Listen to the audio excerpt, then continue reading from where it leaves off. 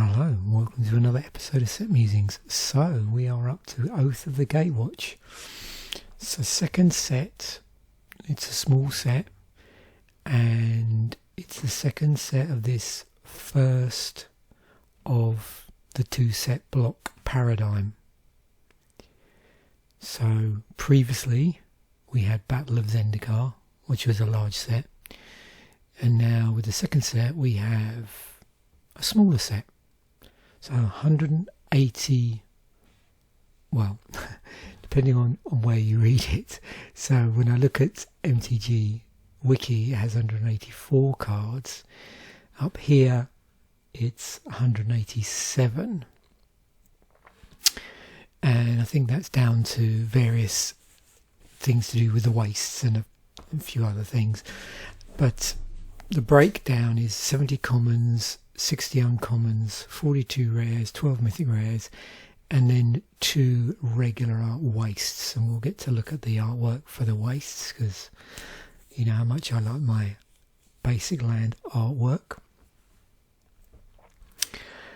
So just to remind you, if you're not familiar with the set and you're trying to orientate yourself, what sort of things as I go through you want to be on the lookout for? What were the themes and mechanics of the set? What were the keywords, ability words? So, themes and mechanics. Colourless was a big thing. Also, something loosely called teaming up, which we'll see how that manifests itself. Planeswalkers were big in the set. Keywords and abilities to look out for: cohort, devoid, landfall, support and surge. And you'll probably recognise that some of those are carried over from the previous set. Now one of the things I noticed with this, and I do find it a bit of a problem sometimes, is for a small set there was an awful lot they were trying to squeeze in here. So yeah, you'll see that as we go through. There's actually not many cycles in the set, but there's lots of interesting views when you're looking at the set, and you'll see it when I slice and dice it. Because of this whole colourless thing, it's handy to look at it from the point of view of the colour versus the colour identity. And obviously it can get super confusing, so I'll try and explain it as best as I can as we go through. Also, we've got the appearance of a new symbol in the casting cost, which can also cause a little bit of confusion. So let's just tackle that part first of all. So historically on cards, we've probably been used to seeing where a card could have a colour of any mana spent on it. This symbol here on, we've got on Eldrazi Mimic. So 2 colour of any mana. And that was same true of an activation cost. However, if something was generating colourless mana, like a mana rock or some of the lands, you know, we looked at some lands I think last week which could generate colourless mana, they would use the same symbol. So, you know, if they generated 1 colourless mana, it would be 1 with a circle around it. So depending on the context, up here it meant mana of any colour, but on anything that generated mana, like say on a soul ring, it would mean colourless mana. So in this set what they did, and so this is a really good example of where it, you know, again it can be a little confusing in how they had to implement this. So for Kozilek to cast it, you need to spend 8 mana of any colour, including colourless, but you have to have 2 mana of colourless mana. And you can also see these colourless mana symbols cropping up in the activation costs. But if you were to also look at, and I'll try and find one here. Oh, here's a good one, yeah. You can see now here they're also using it to indicate that it's generating colourless mana. So going forward, that's what they did. So now, going forward, this symbol means mana of any colour,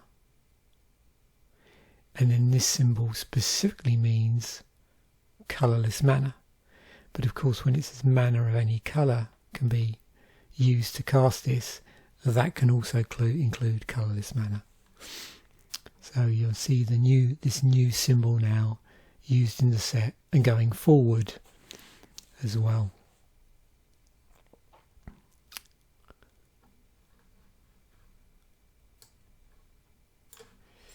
So 187 cards. Let's actually scroll through. You can see, look, we've got a Wooburg creature there. And you'll probably notice the differences in the inner card frame for the devoid cards. And again, you have this thing where you've got colour in the casting cost, but down here it says this card has no colour. So its colour is no colour, but its colour identity is blue. And that's obviously important for purposes of things like EDH and Commander, and anything where there's rules to do with deck construction about colourless or about identity.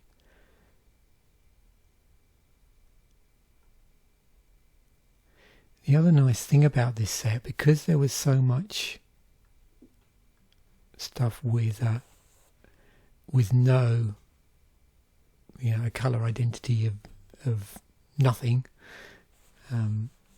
in here, so cards that were either no colour in the, had no colour in the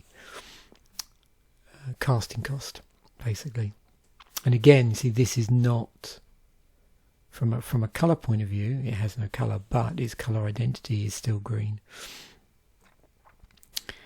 But there are a number of cards, I'm trying to find some, I think they're all down the bottom actually, and a few were up the top there, which increased or improved people's ability to be able to build commander decks which were completely colourless. Like increase the number of cards. Oh, here we go. Here's a card variation. So that would explain. So yeah, now it makes sense. So we've got these full art wastes, which actually have the same set number as the regular ones. So that adds 2 cards to the count. And then we have this card variation, Captain's Clause.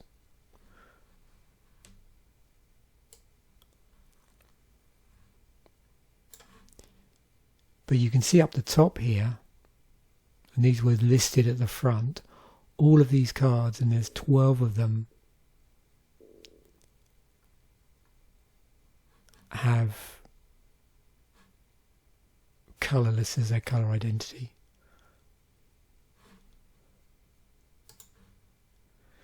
There were also expeditions for this set. Now remember, there were the Battle for Zendikar ones, and if you scroll down, you have the Oath of the Gatewatch ones. So there's 20 of those, and they were inserted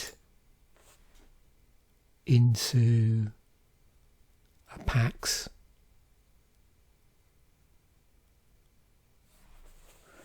Like the Battle for Zendikar ones were.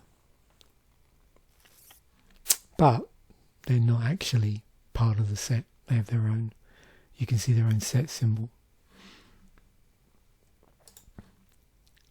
So 7 reprints, and if you're familiar with these cards, you can see some of them here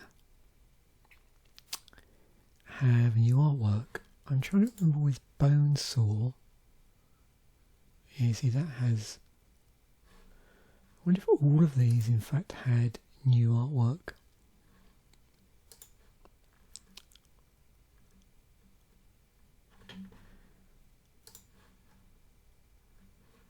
I know that's Grasp of Darkness is definitely different, as is Negate.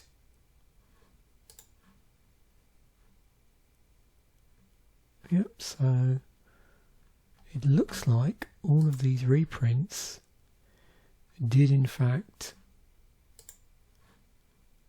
get a makeover.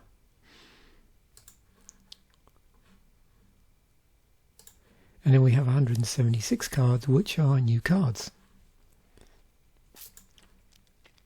So, now this is probably the most complex of the slicing and dicing bit, the different colour stuff. So what we're looking at here is anything that is colourless, but isn't colourless through devoid. So there's 19 cards that fall into that category. So there's those 12 cards at the start, and then the rest would be artifacts. If you look at the ones that are colourless because of devoid, there's 43 of those cards.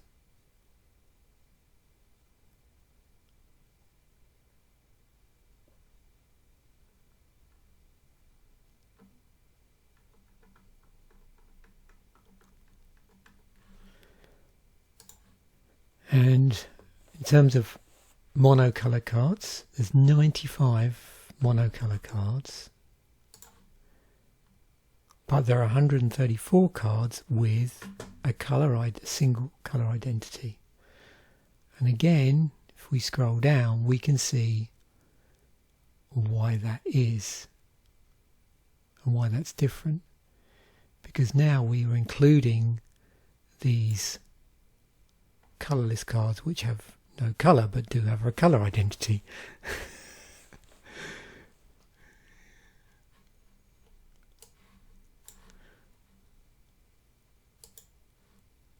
So 10 two-colour cards,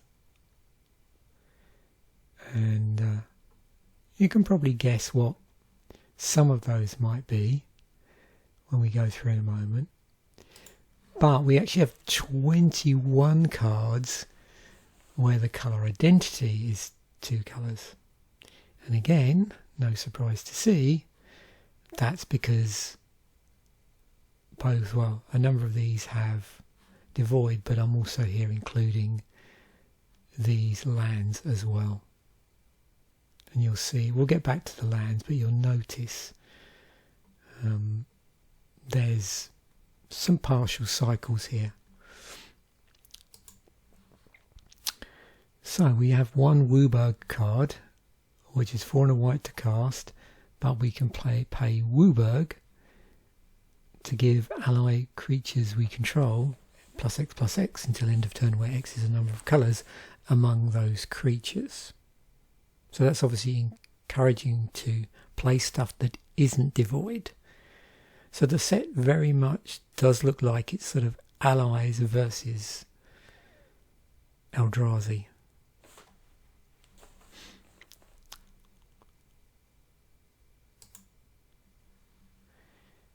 So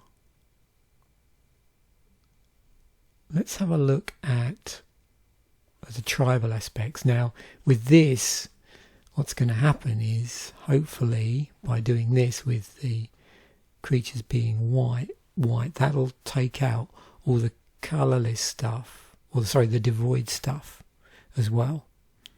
And you'll see why that's important from a tribal aspect in a moment. So it gives a good idea of, anything that is exclusively has white in it and hasn't been devoided, what sort of tribal aspects, what sort of creature types we're going to see. So you can see again, previous set I suppose, lots of allies, no surprise. And then we've got some core, some humans.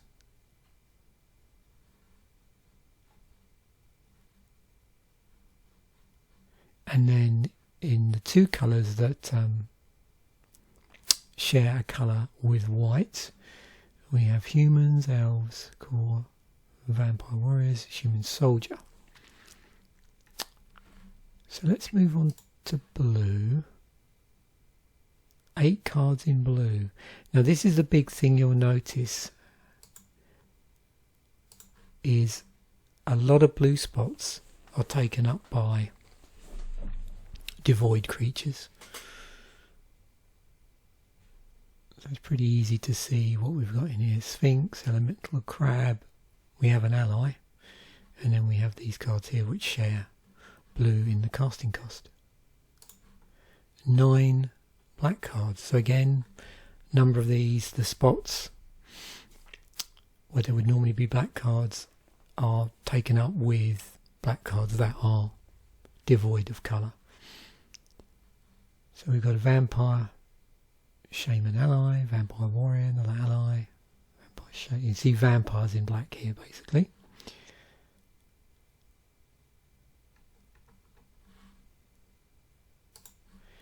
In red, 14 cards in red. So again, that would indicate that for red, a lot less cards taken up, the slots taken up by red devoid cards. Not quite as many cards in white, as in white, but certainly higher than blue or black. More allies, elemental, Helian, goblin. There's a dragon there. So goblins in red, no surprise there, and allies again. And you can see again probably some of the cards we've seen earlier, because we've already looked at blue cards and white cards. You can sort of see there the tribal aspects of the 2 colour cards that have red in them. And then moving on to green, so 15 cards. So again, slightly dialed back on the devoid green cards. So it looks like from what we've seen, probably a larger percentage of coloured devoid cards, or devoid cards that have colours in their casting cost, are in blue and black. So in green, beast, worm, elemental, elf, knight, troll, insect, spider, lizard, elemental, elf, druid, ally, elf, warrior, ally. So we've got elves, but quite a varied amount of other creature subtypes. And then we can see down here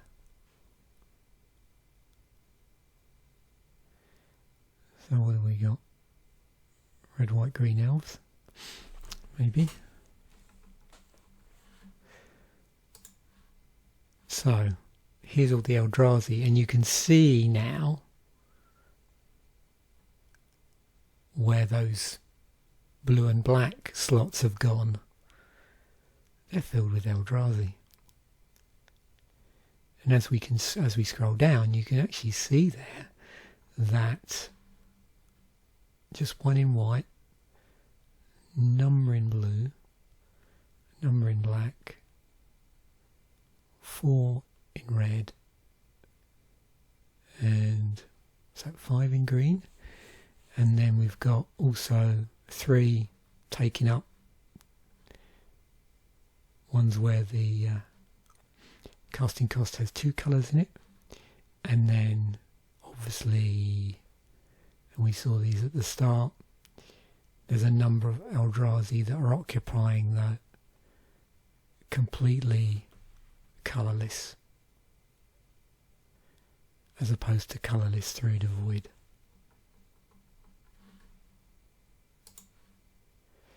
So Eldrazi, you know, I would be anticipating big creatures in, or big spells, but it's spread out fairly well. I mean, we're seeing more Eldrazi here. So we start off with an Eldrazi drone. So the first 3 are Eldrazi's, and then we've got big spells in green, a couple in blue, 1 in red, couple more up here. Well, this one is obviously devoid, even though it's got green in the casting cost. And then finally, Kozilek, So 10 in total to cast, but with this sort of 8 mana of any colour plus 2 mana that specifically have to be colourless. And with the Deceiver form, 6 mana of any colour and 1 specifically has to be colourless. You can sort of see what they were doing thematically here and the significance of that colourless and how it manifests itself in a number of different forms in the casting cost, in the use of devoid, things like that.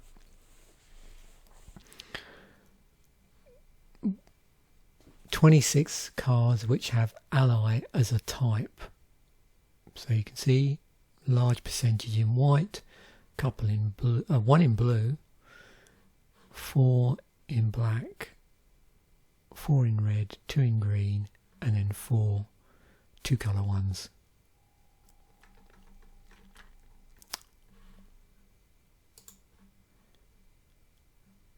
And just to recap here, so we have 78 cards that are colourless. Not that they have a colour identity. I'm not looking at colour identity here. I'm looking at colourless. So that could either be they're totally colourless or they're colourless through devoid. So there's 78 cards that fall into that category. Just so you can get a feel for the colourless theme, either through the casting cost or through the presence of devoid.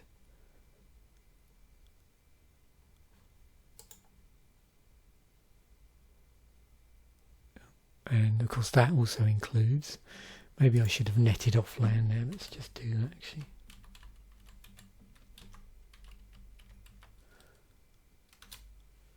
$62, okay, more accurate. So 62 there.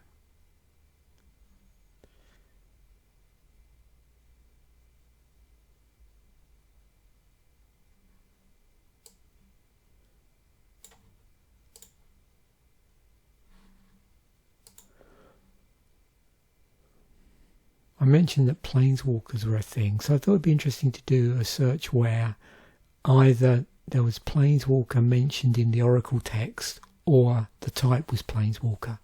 So we've got 12 where there's either or of those things.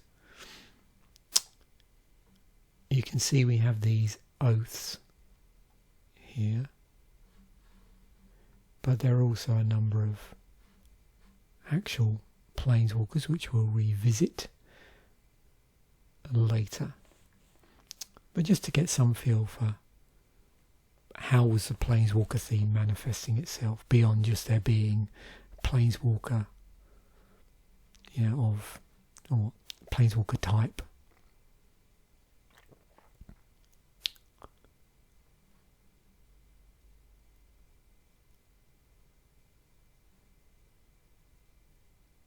Wonder how I ended up with.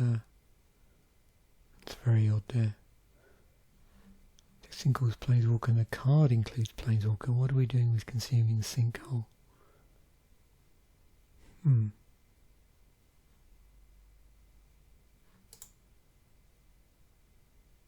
Oh, that's why. Oracle text updated it.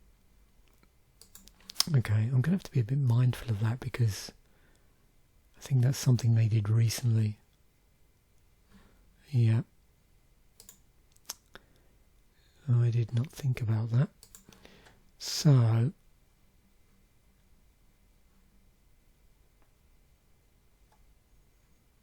that's why some of these, yeah, okay, so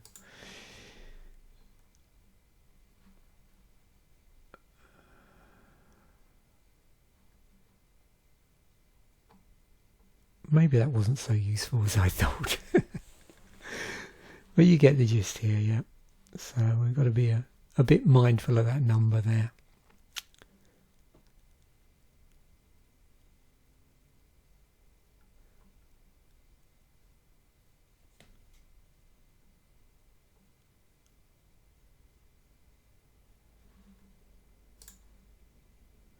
So yeah, obviously they're cleaning up certain misunderstandings in the Oracle text.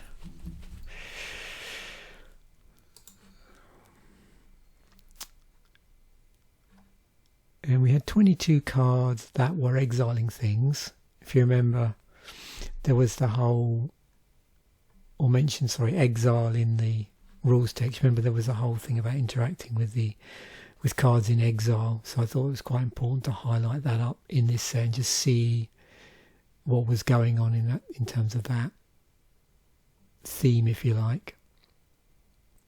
Yeah, populating the exile zone.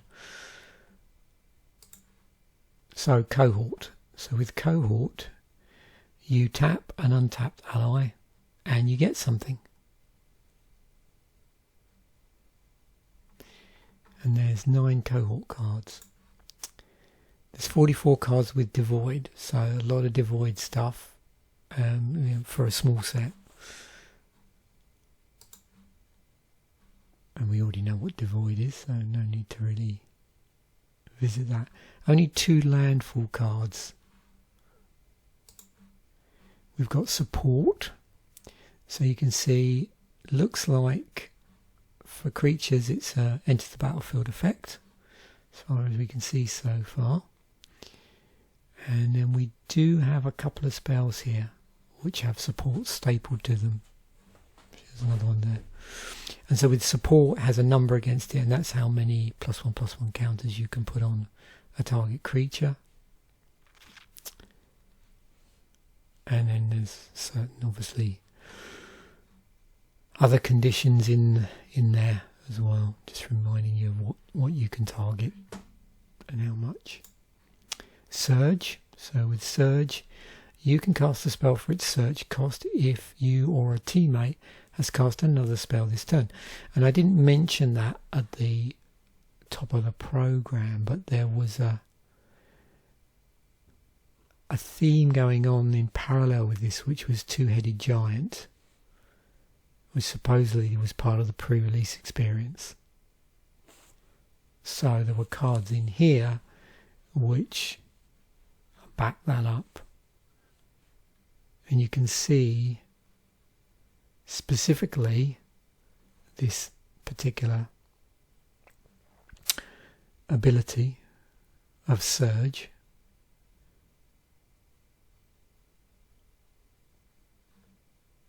And now, of course, it says you may cast this spell for its Surge cost if you or a teammate. So it still works in a non-two-headed giant, or more, any I suppose any Magic format where it's a team against another team.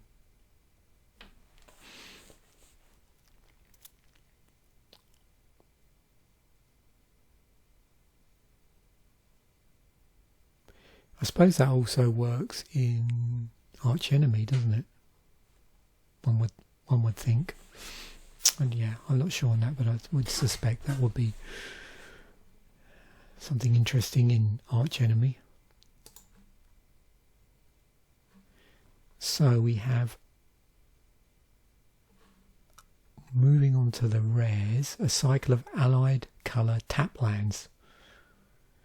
Enters the battlefield tapped, and then once it untapped, add one of either allied colours.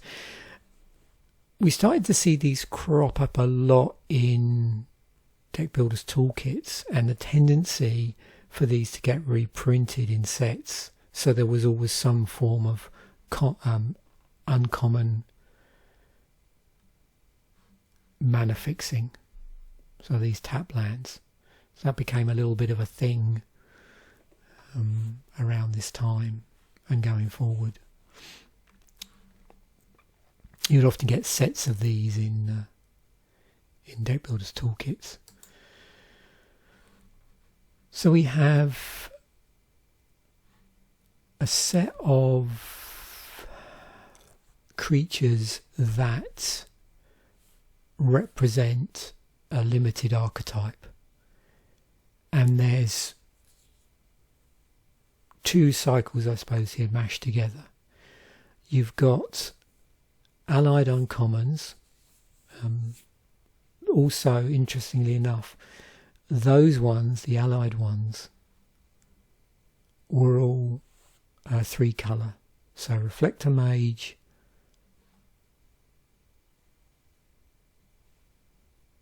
and we've got to find the next one. Sorry, did I say 3 colour? 3 mana, I meant to say if I said 3 colour. They're all 3 mana to cast. Reflector Mage, Mind Melter, Flayer Drone, Relentless Hunter, which is here, and Jorga Auxiliary. So those were the uncommons. But additionally, as well as being 3 mana to cast, they represent a limited archetype. So sometimes I'll refer to them as draft indicators or limited indicators. And then we had the enemy colour uncommons, where there wasn't a consistency in the casting cost beyond them having enemy colours. So there's 5 of those. Cliffhaven Vampire, Storm Chaser Mage, Baloth Null, Weapons Trainer, and then Void Grafter. And within the 10 total limited archetype indicators are uncommon, you'll notice that in actual fact 3 of these are devoid creatures.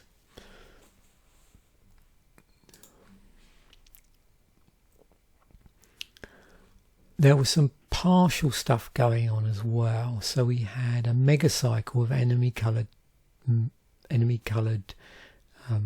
nearly said tap lands, enemy coloured cards that they came into, well, they actually, no, they were, roll this back. So they're enemy coloured, they're tap lands, they can convert to a creature, and 3 of them are in Oath of the Gatewatch, 2 of them were in Battle for Zendikar.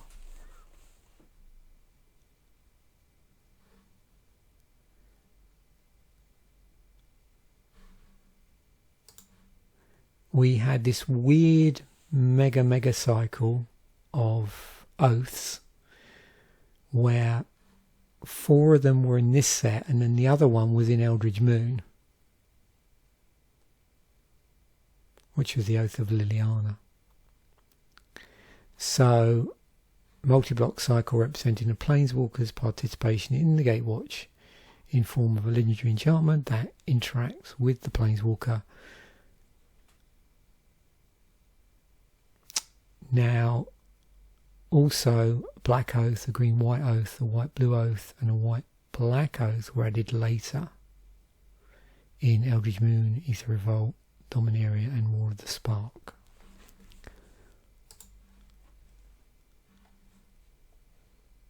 So we have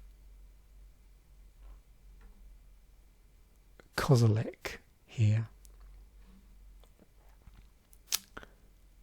And I just wanted to bring this up again because it was, such an unusual card.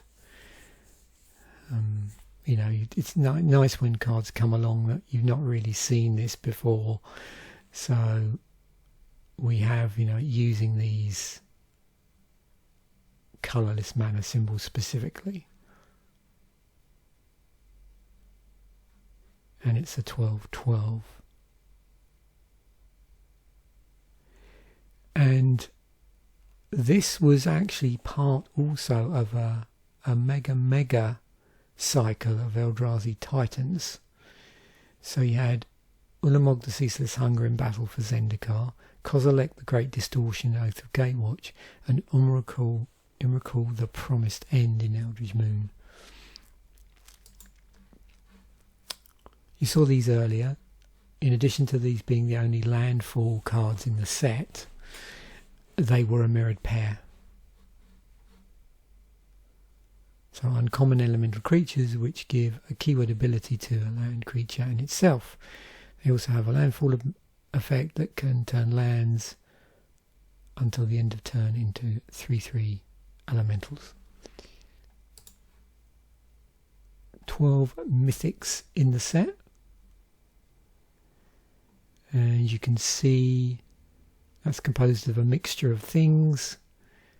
Some of these are legendaries, some are planeswalkers, some are the Eldrazi, and then we've also got things like there's a sorcery here, a regular creature,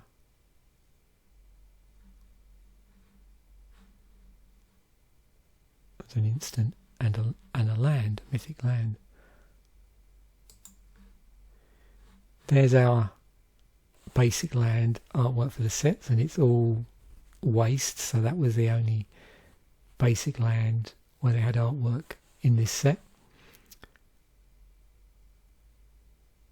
Just take a moment to appreciate that.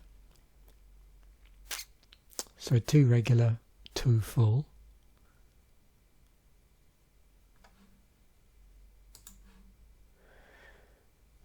So 15 land that are not basic land.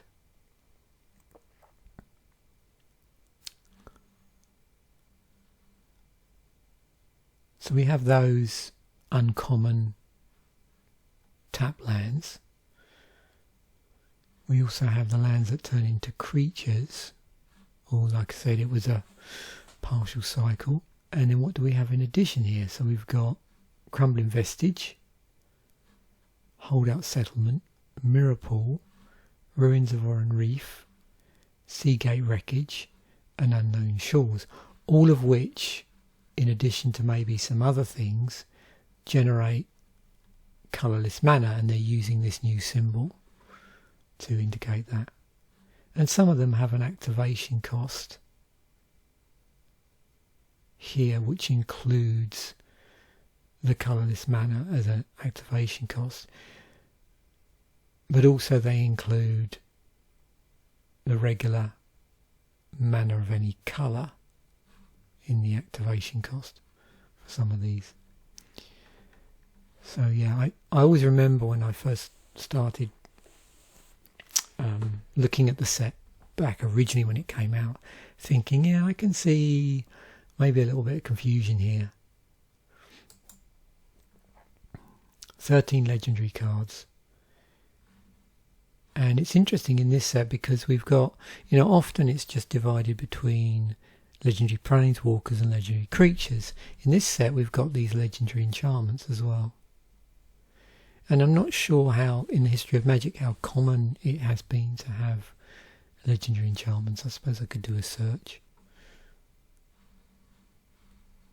In fact, let's do that in a moment, because I'm now very curious.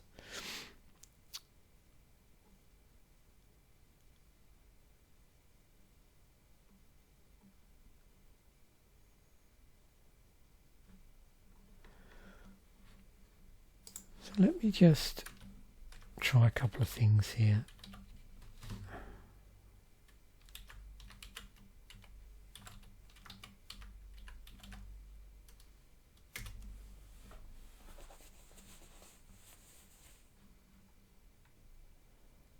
So what are legendary creatures? General Tazri, Linvala, Kalitas, Mina and Den, Elil and Yori. And maybe that's a little bit clearer if we type out enchantments.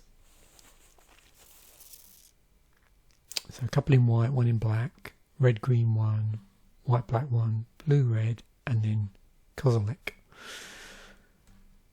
So if I do this,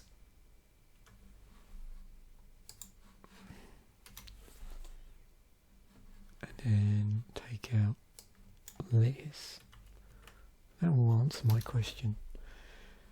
Okay, 123 cards. That's not, the reprint. It's not doubling up and including reprints.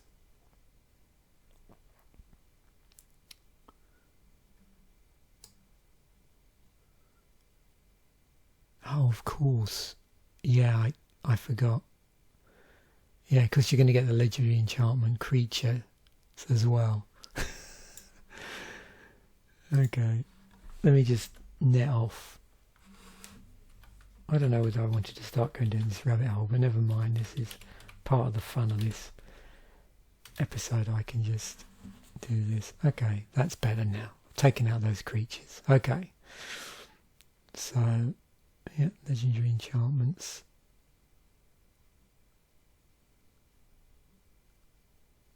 Some are auras.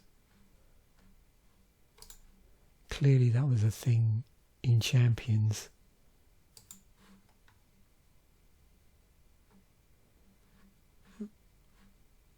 We're looking ahead a bit here as well. I should have set a threshold date, which would have been more useful, but anyway, let's not go further down there. 98 creatures in the set. 9 enchantments. And as we've seen, a number of those are going to be those legendary enchantments.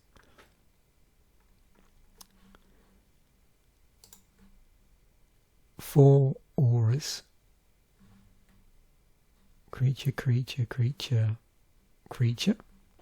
including a devoid aura. A single artifact creature, which generates colourless mana.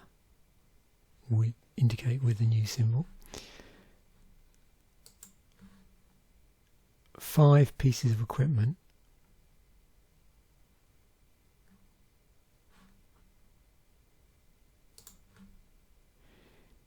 A single artifact that is just an artifact and also generates this colourless mana. Has this useful scry ability on it as well. 32 instants, so quite a lot going on in the instant slots for a small set. Life gain shenanigans. Oh, with damage prevention. Destroying attacking creatures. Asymmetrical pump and indestructible. Pump and flying. Destroying small creatures that are attacking or blocking. Card draw with surge. One of these, loses all abilities and becomes a base something that you see in blue.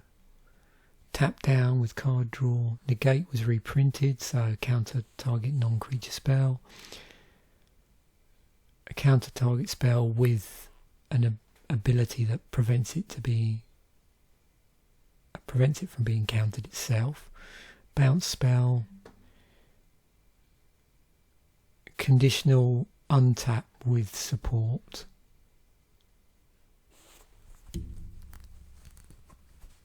Got mill here in exchange for graveyard return. Grasp of Darkness was in the set, and then we had also Tar Snare. So this one was -4/-4. This was on -3/-2. Then we've got Asymmetric Pump in red with Trample, Haste with card draw in red, an X damage spell with Surge on it, 5 damage spell to flying creatures, again non-counterable. In green we've got the ability to convert a land into a creature. So it seems to be a bit of a thing in this set, making lands creatures. A support card. Obviously in green we want ways of dealing with artifacts and enchantments, but again it's conditional. We've got a card that will get creatures or lands from your graveyard and gains life as well. You gain life. Asymmetric Pump with Reach and Untap, and then we have these Devoid cards as well. Quite a number of those. So quite a few of our instants are devoid of colour. Actually, what, half of them? Oh, there's another one actually. A bit of modality going on as well here.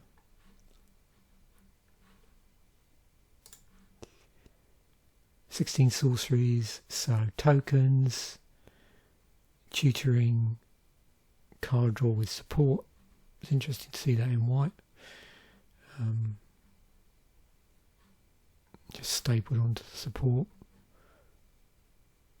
Bounce, back to hand, more bounce. Life loss, well, conditional life loss. 4 damage spell with surge, 5 damage spell with a condition.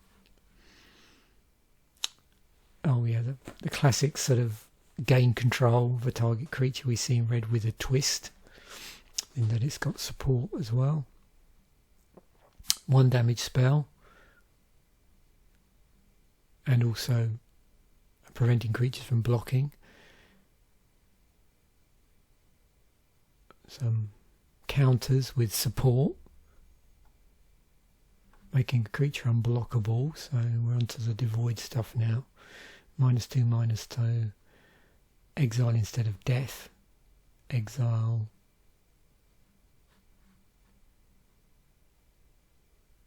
Life exchange, and interesting basic land search. So yeah, they've pretty much covered all the usual bases there utility wise. And then back to the set. So very interesting artwork in the set, and it'll be cool when we go to Friday's artwork video. Yeah, quite different artwork for the Eldrazi creatures, particularly.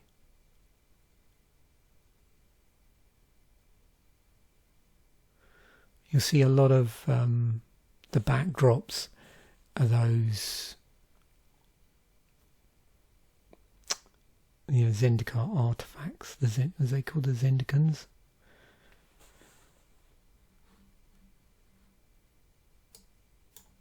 You can see here, and in various places that cropping up.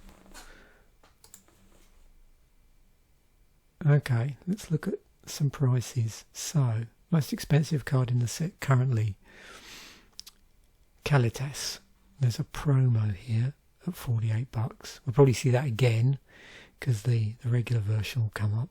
Then Kozilek, and here because of this promo, although the regular price of it is $15. Oaths,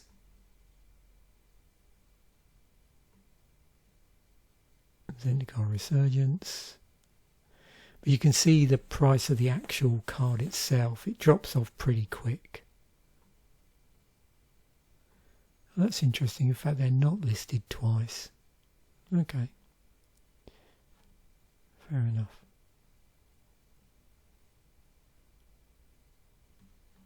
That's funny. Oh dear.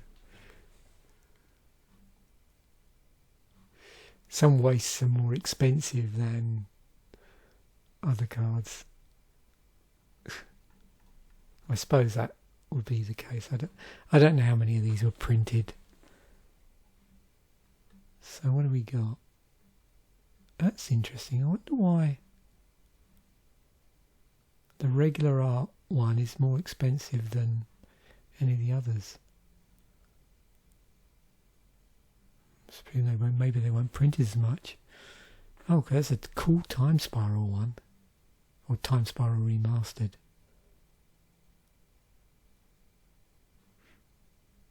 And we got the Secret Lair ones as well. Right, looking at it through our EDH rec ranking lens. So this is all the ones that aren't reprints. So again, we just want to commit this to memory.